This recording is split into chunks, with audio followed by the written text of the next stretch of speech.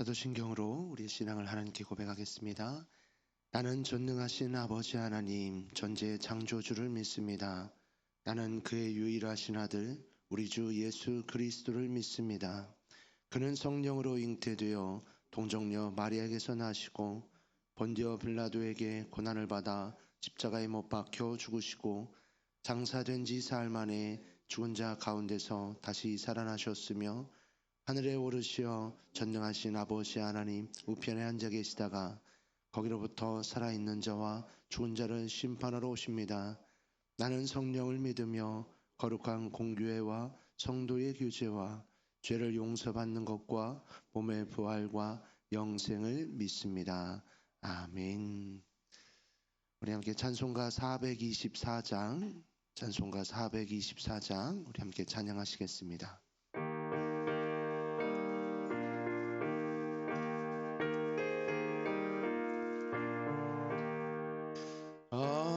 아버지여 나의 마음을 맡아주마 하시고 완악하고 교만한 것 변케 하여 주소서.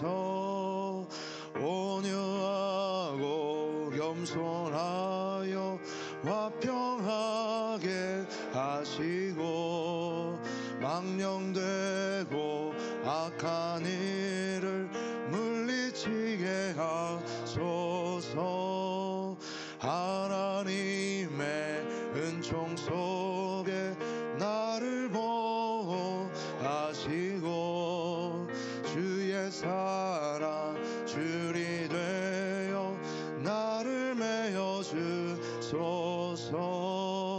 구세주의 흘린 피로 죄를 씻어 주시고 성령이여 하늘 길로 나를 인도하소서.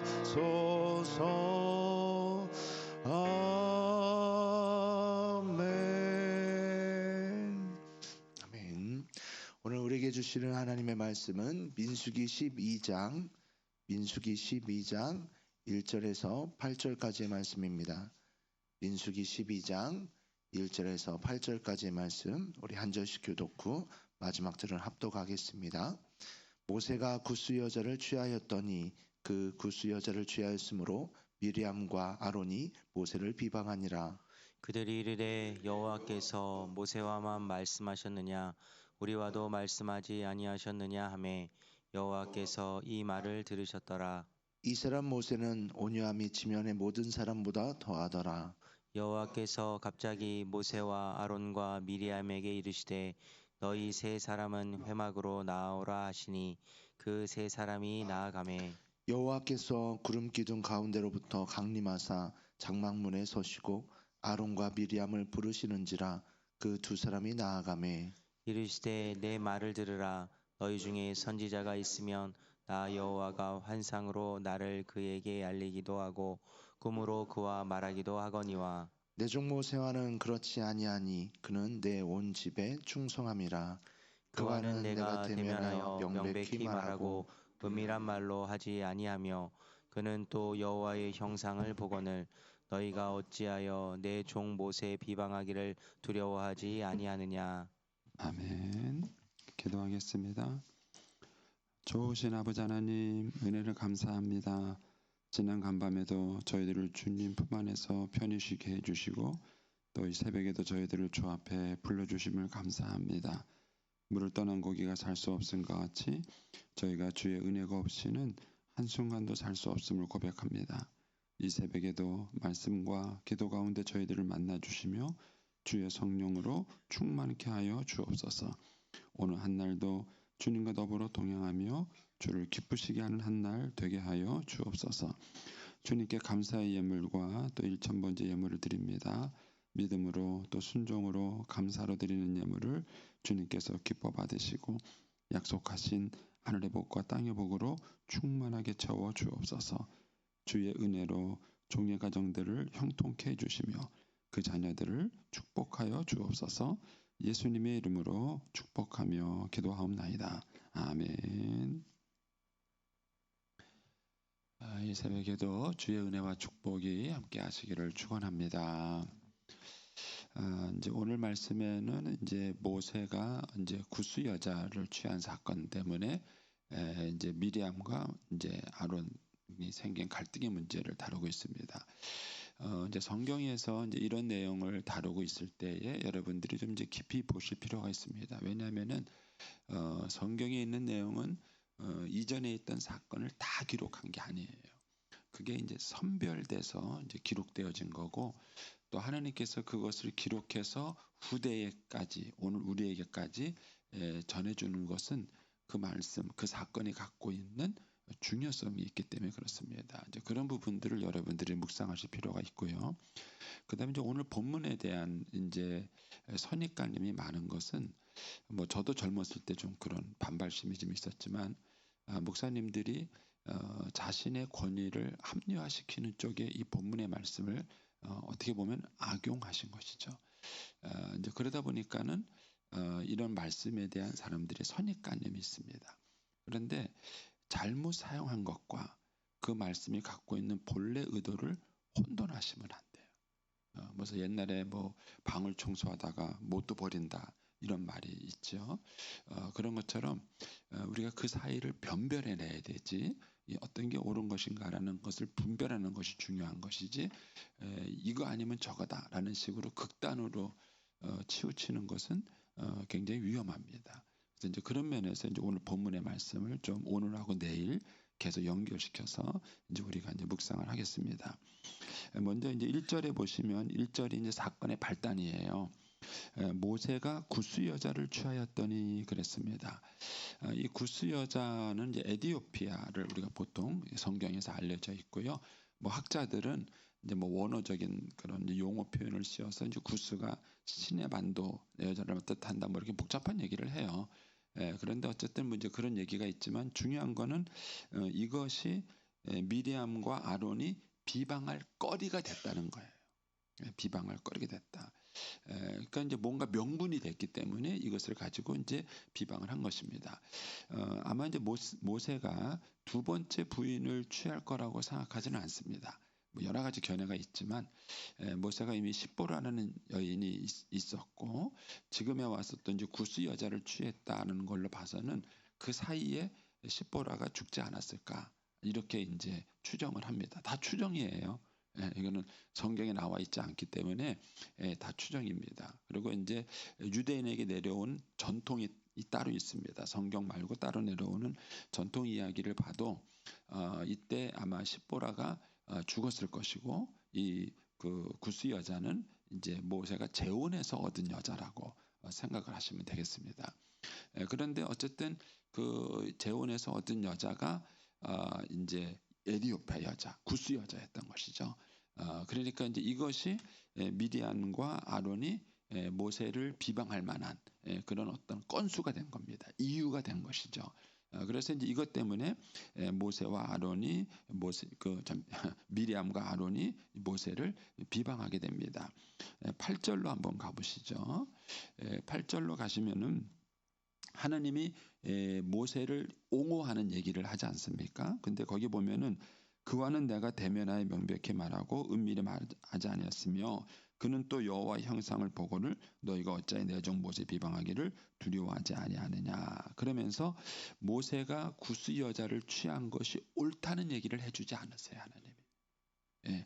그러니까 이제 구스 여자를 취했느냐 안 취했느냐가 이 사건의 본질이 아니에요. 그래서 하나님이 모세의 행동이 옳다 이렇게 말하지 않아요. 이런 걸로 봐서는 모세가 구스 여자를 취한 것은 비방거리가 될 만한 이유인 것 같습니다. 이 상황에서는 정확하게 이제 이유가 나오진 않지만은 어쨌든 이제 구스 여자를 취한 것이 모세의 잘못이긴 한 것 같습니다.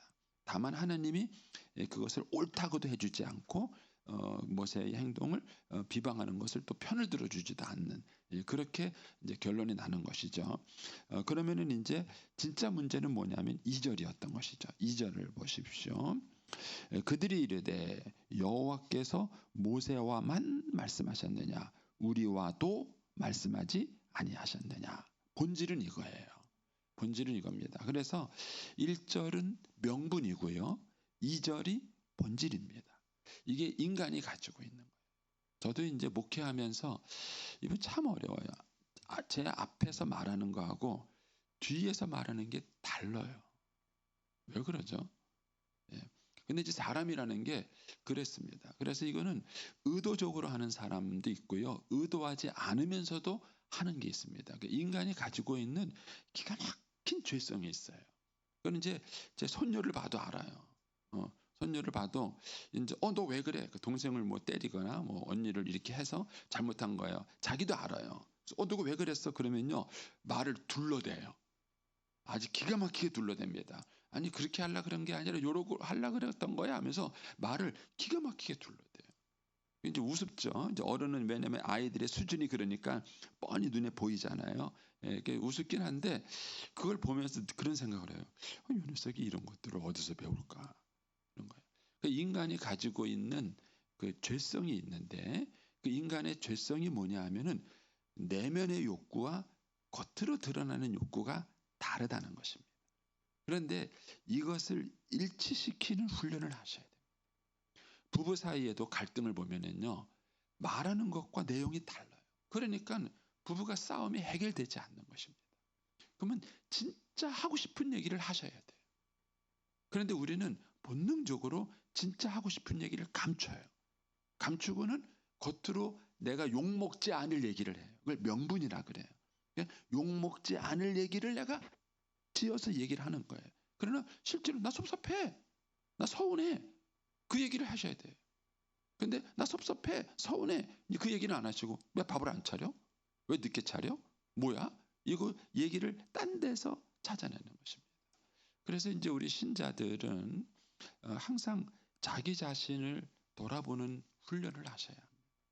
그래서 우리가 이런 것 때문에 생기는 갈등들이 많아요. 실제 부부 사이 나하고 다른 사람은 그렇다 치고 뭐 그런 사람들은 그렇다 치라도 가까운 사이에서 부부 사이에서 부모 자녀 사이에서 또 뭐 성도들과의 관계에서 그런 사람들 사이에서 사실은 이 명분과 내면이 다르면은 자꾸 갈등을 일으키는 거예요.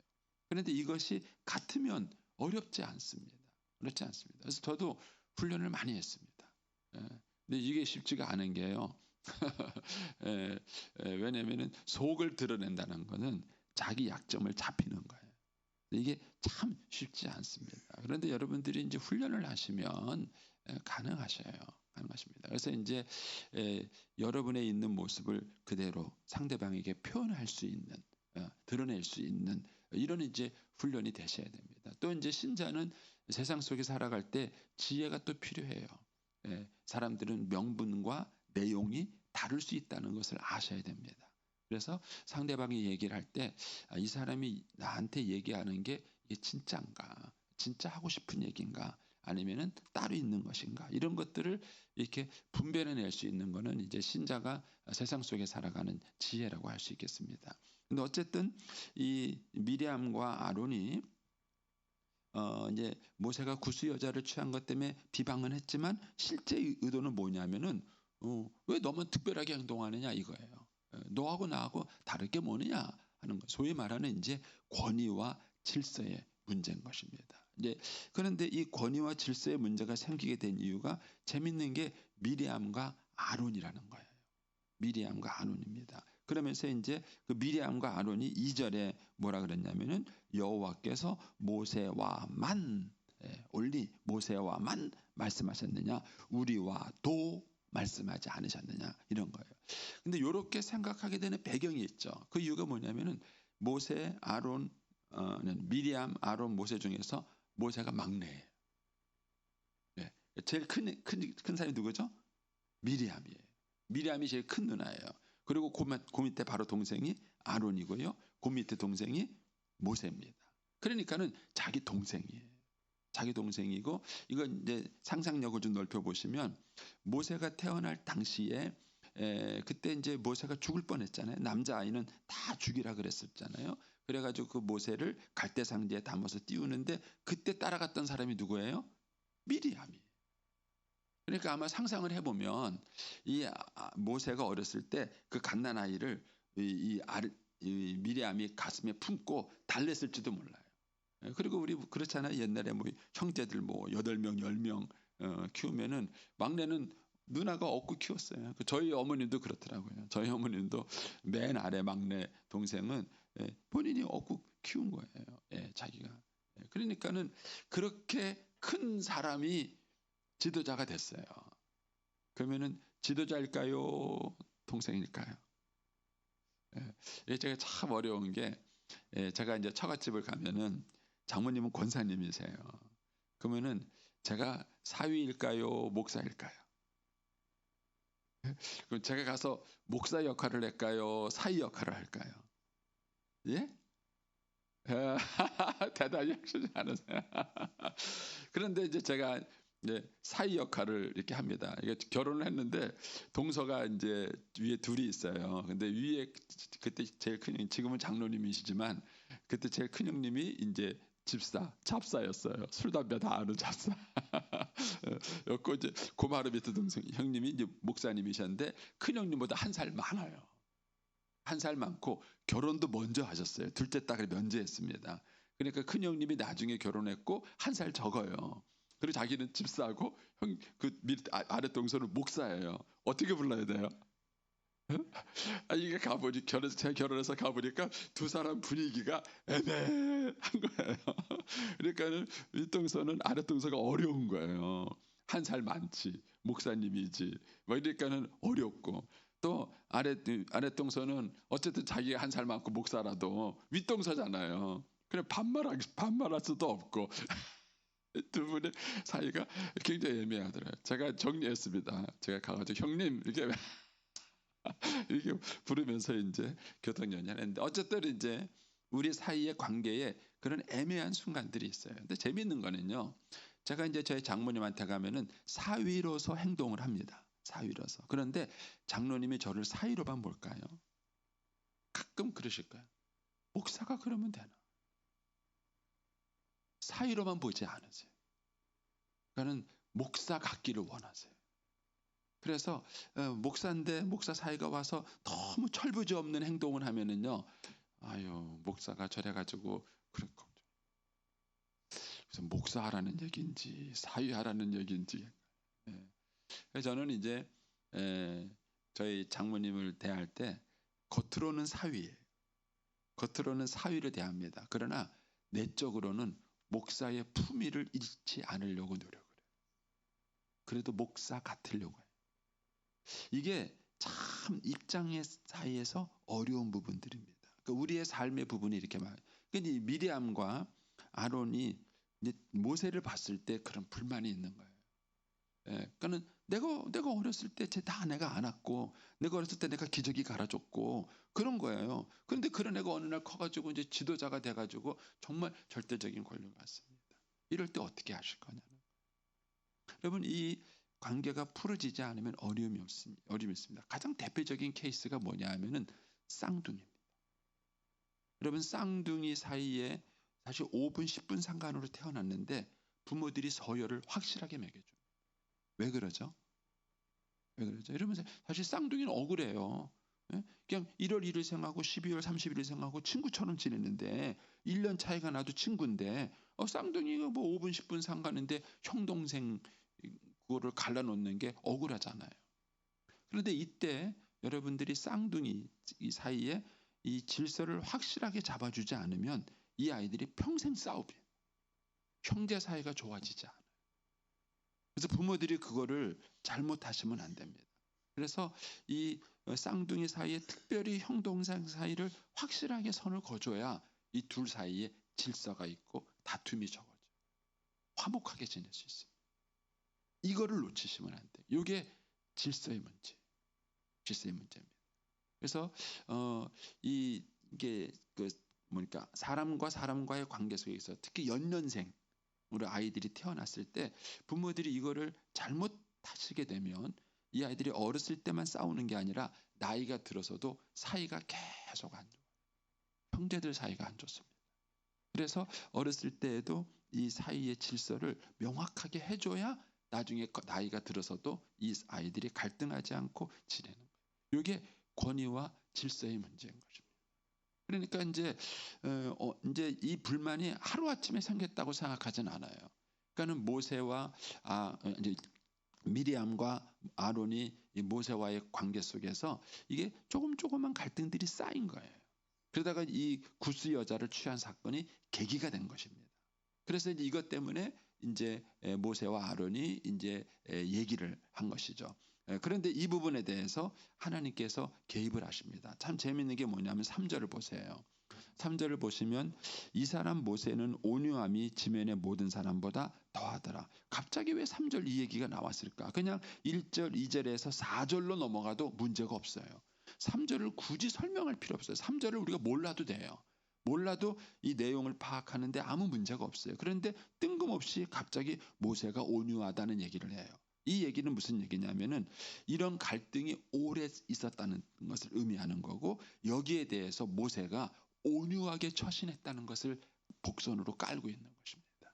그러니까는 모세가 다른 문제는 하나님께 하소연도 하고 도움을 구했지만 이 누나하고 형으로부터 오는 이 스트레스에 대해서는 모세가 하나님께 기도하지 않았어요. 하나님께 도움을 구하지 않았어요. 그러니까 모세가 그걸 다 감당을 한 거예요. 그러니까 모세가 온유한 성품을 가졌다는 얘기를 여기서 해주고 있는 것입니다. 그런데 4절에 가시면 여호와께서 갑자기 이런 표현이 나와요. 갑자기라는 표현이 나와요. 이거는 하나님이 문제를 삼으신 거예요. 모세가 힘들어서 하나님께 요청을 해서 하나님이 문제를 해결해 주신 것이 아니라 그냥 모세는 참은 거예요.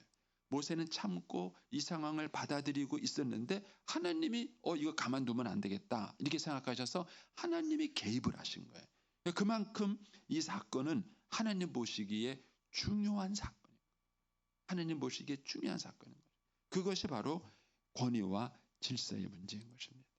그래서 여러분들이 이제 개인적인 삶의 문제나 가정의 문제에서 이 원리를 가지고 가만히 묵상을 해보세요. 그러면 많은 경우가 문제가 됩니다. 자, 예를 들어서 이제 회사에 동기가 같이 입사를 했어요. 동기가 같이 입사를 했는데 한 친구가 먼저 승진을 했습니다. 그러면은 이 두 사람은 친구일까요? 아니면은 차이가 생기는 걸까요? 우리 사회에서 살아가는 동안에 이런 문제들이 많이 생깁니다. 근데 사회에는 그래도 강압적인 질서가 있어요. 근데 제일 어려운 게 교회. 교회 안에서 누가 여전도회 회장, 남전도회 회장, 구역장 강사해요. 그런데 내가 어렸을 때부터 다 아는 애야. 근데 하는 것도 그냥 잘 못해. 그런데 앞에서 회장이라고 막 납서서 막 일을 해요. 그런데 하는 것 보니까 그것도 마음에 안 들어. 어떻게 하셔야 돼요? 분개하셔야 돼요? 따라가셔야 돼요? 네. 제가 그 여행 가이드 하시는 분들한테 들은 얘기인데요. 그분이 이 단체 여행객을 만나잖아요. 제일 싫은 사람들이 있대요. 목사, 그 다음에 변호사, 의사, 요 그룹으로 오는 게 너무 싫대요.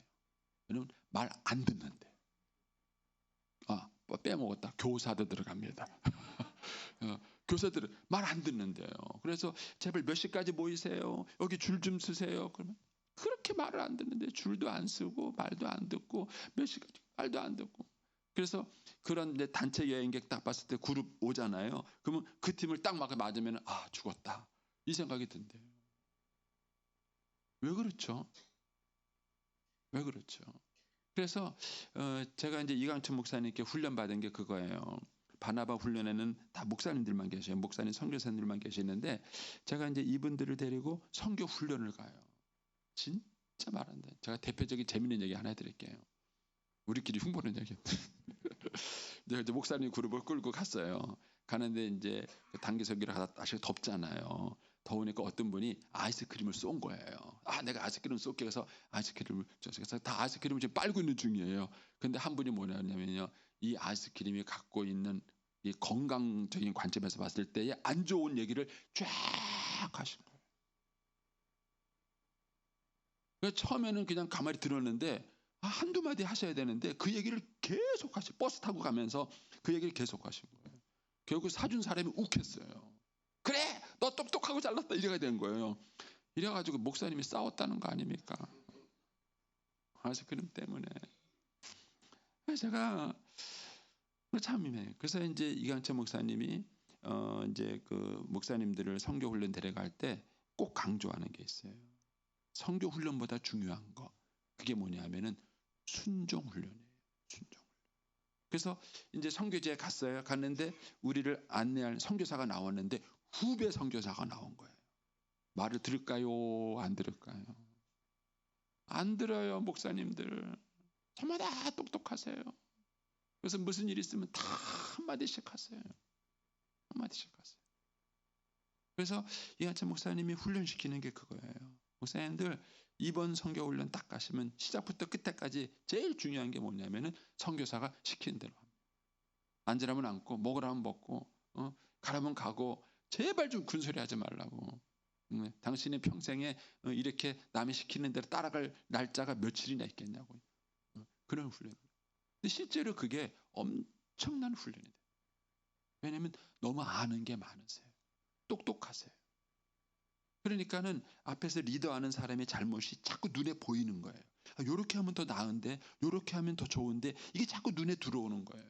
그러니까는 목사님들이 그걸 참지를 못하세요. 참지 못하세요. 여러분 이것들이 우리가 이제 가정 안에서 교회 안에서 다 생깁니다. 여러분 아내 여러분 남편이 하는 게 허접하게 보일 때가 얼마나 많으세요. 따라가야 돼요, 말아야 돼요. 그게 이 사건이라고 생각하시면 돼요. 근데 하나님은 그거를 중요하게 보신 거예요. 어느 정도 중요하게 내일 묵상하겠지만은 하나님께서 미리암을 나병에 걸리게 할 만큼 이거를 중요하게 본 사건. 왜냐하면 이것 때문에 모든 게 무너져. 이것 때문에 모든 게. 그래서 제가 요즘은 이제 연상하고 결혼하는 커플이 많아요. 예전보다. 예전에는 어쩌다가 한 명이었는데 요즘은 뭐 의외로 연상. 그것도 나이 차이가 어디 심하면 막 5, 6살 연상하고 결혼하는 상이에요. 그러면 제가 그 커플한테 교육을 시킬 때 물어보는 질문이 있어요. 특히 자매한테. 너는 너보다 5살 어린 남편에게 존경할 수 있겠느냐? 5살 어린 남편의 리더십을 따를 수 있겠는가? 그거 안 되면 결혼 생활 어렵다. 성경에서는 나이 차이를 뭐라 그러지 않아요. 나이 차이 때문에 결혼할 수 없다 이렇게 말하진 않아요. 그러나 분명한 것은 뭐냐면은 하나님께서 남편을 아내의 머리로 삼으셨다는 거예요. 리더십으로 삼으셨다는 거예요. 이것이 자원에서 되지 않으면 결혼 생활은 갈등이 오게 돼 있어요. 갈등. 그래서 이 원리가 우리의 삶 곳곳에 숨어 있어요. 가정 안에서도 그렇고요. 그 다음에 교회에서도 마찬가지입니다. 저는 그래서 교회가 참 은혜로울 때는 언제냐면요. 이 회장보다는요. 부회장이나 총무가 더 중요해요. 제가 볼 때는. 그분들이 세워놓은 회장의 리더십을 얼마나 잘 따라주느냐는 마음에 안 들어도 자기가 더 좋은 방법이 있어도 그것을 가지고 굳이 시비 삼지 않고 따라가 주는 거예요. 그게 사실은 더 성숙한 인격인 것입니다. 훨씬 더 성숙한 리더십인 거죠. 그래서 진짜 좋은 리더십은 상대방의 부족한 점을 지적하는 리더십보다는 보완해 주는 리더십입니다. 상대방이 불편하지 않게 보완해 주는 리더십. 이런 부분들을 우리 신자들이 한번 고민해 보셔야 돼요. 생각해 보셔야 되고요. 이런 리더십을 가지면 사회 나가서도 도움이 됩니다. 여러분 보세요. 사회에서도 여러분 직장에서 일을 할 때 뭔가 프로젝트 갖고 일을 했는데 내 입사 동기가 또는 이제 나랑 같은 수준의 친구가 뒤에서 계속 그 앞에서 일하는 나를 뒤에서 험담하고 비난하고 틀린 얘기는 아니야. 내 약점에 특별히 내 약점을 가지고 뒤에서 막 지적하면 어떤 마음이 드세요? 아 그렇구나 이렇게 해서 마음 드세요? 속상합니다. 분노합니다. 화가 나는 거예요. 저는 그래서 우리 사회에서 정말 이 도희 말하는 팔로우 리더십 따라가면서도 리더할 수 있는 이 팔로우 리더십을 잘 보여줄 수 있는 성숙한 인격이 우리의 삶에 굉장히 필요해요. 이것이 얼마나 성숙해지느냐 하는 것이 저는 이제 모든 모임과 삶에 달라지는 것입니다. 그래서 하나님께서 오늘 본문에 그 얘기를 하신 겁니다. 모세와 이 모세에 대해서 미리안 아론이 말한 걸 말하죠. 그러면서 6절 가보십시오. 6절에 가면 이렇게 말합니다. 이르시되 내 말을 들으라. 너희 중에 선지자가 있으나 나 여호와가 환상으로 나를 그에게 알리기도 하고 꿈으로 알리기도 말하거니와 내 종 모세는 그렇지 아니하니 그는 내 온 집에 충성함이라. 그와는 내가 대면하여 명백히 말했다. 왜 모세가 다른가? 하나님이 다르게 대했기 때문이에요. 하나님이 다르게 대. 이는 하나님이 정해놓은 질서예요. 그래서 우리가 그 질서를 존중하고 따라갈 때 오히려 그것이 우리에게 축복이 될 수 있는 것이죠. 그래서 저와 여러분의 믿음을 테스트할 때는 언제냐면요. 나보다 못한 리더를 만날 때예요. 내가 보기에 참 좀 부족해 보이는 그 리더를 만날 때 여러분들이 그 리더와 어떤 관계를 맺어가느냐. 거기에 그 사람의 진짜 영성이 있고 성품이 있습니다. 그래서 저와 여러분이 교회에서뿐만 아니라 가정에서도 사회에서도 그런 좋은 리더십의 본이 되기를 축복합니다. 기도하겠습니다.